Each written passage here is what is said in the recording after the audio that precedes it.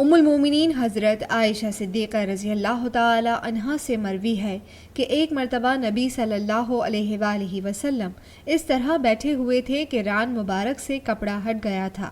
اسی اثناء میں حضرت صدیق اکبر رضی اللہ تعالی عنہ نے اندر آنے کی اجازت طلب کی۔ نبی صلی اللہ علیہ وآلہ وسلم نے انہیں اجازت دے دی اور خود اسی حال میں بیٹھے رہے۔ پھر حضرت عمر رضی اللہ تعالی عنہ نے اندر آنے کی اجازت طلب کی۔ نبی صلی اللہ علیہ وآلہ وسلم نے انہیں اجازت دے دی اور خود اسی حال پر بیٹھے رہے۔